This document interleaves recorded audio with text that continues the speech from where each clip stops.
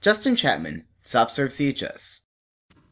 Walter Cronkite, the most trusted man in America, lived from 1916 to 2009 as one of the most significant and memorable journalists of the mid to late 20th century, known for his prominent anchor role for CBS Evening News. He was left with the job to report some of America's most powerful stories, such as former President Kennedy's assassination, the Vietnam War, and the first moon landing. Cronkite was born in St. Joseph, Missouri on November 4, 1916. Communication technologies such as radio and television were just first finding their roots.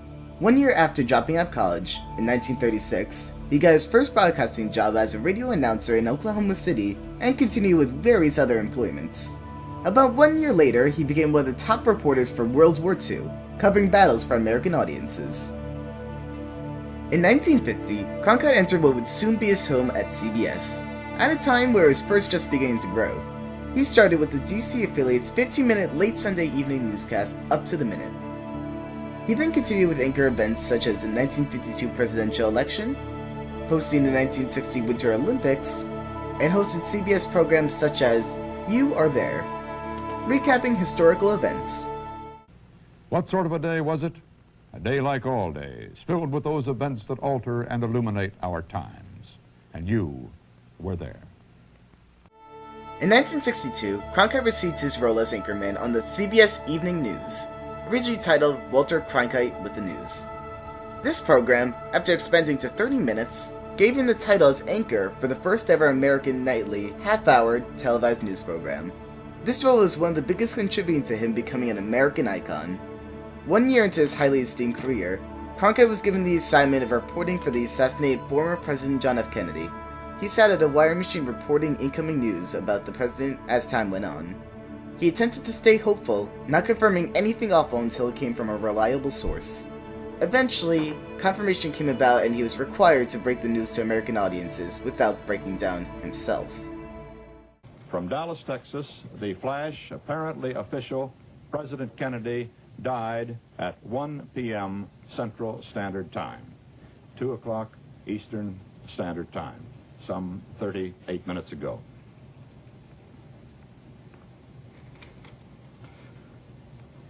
Vice President Lyndon Johnson has left the hospital in Dallas, but we do not know to where he has proceeded. Presumably, he will be taking the oath of office shortly and become the 36th President of the United States. Walter Cronkite's reporting received the highest ratings out of any network for the Apollo 11 and 13 moon trials in 1969. His reactions went down in history and were known as one of the most memorable parts of the initial space landing.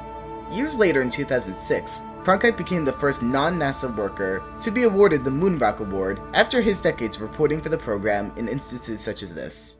Well, for thousands of years now, it's been man's dream to walk on the moon. Right now, after seeing it happen, knowing that it happened, it still seems like a dream. Cronkite also reviewed some of the nation's most memorable times during his anchor career, such as the Watergate scandal, reporting from the inside on the Vietnam War, various civil rights acts, and the Iran hostage crisis. For the longest time, he was known as America's #1 source for news, bringing CBS to its great rise. Old Iron Pants, as he was nicknamed, retired from his anchoring job at CBS in 1981, as the company has an age 65 retirement policy. He continued to come back to the studio, just now as a full-employed anchor. In July of 2009, Walter Cronkite died from what is believed to be cerebrovascular disease. Cronkite has been remembered since then, resulting from an early poll as most trusted man in America. In his lifetime, he has received various rewards for his television and journalistic pioneering. Following his retirement, Cronkite was also asked for permission to have a school named after him at Arizona State University, known as Walter Cronkite School of Journalism and Mass Communication. As well, various other institutions were named after Cronkite in his honor. Walter Cronkite was the voice for the people throughout his time as anchor, and made an enormous impact on journalism that will easily be remembered for years to come. I am Justin Chapman, and as our old friend would say, And that's the way it is.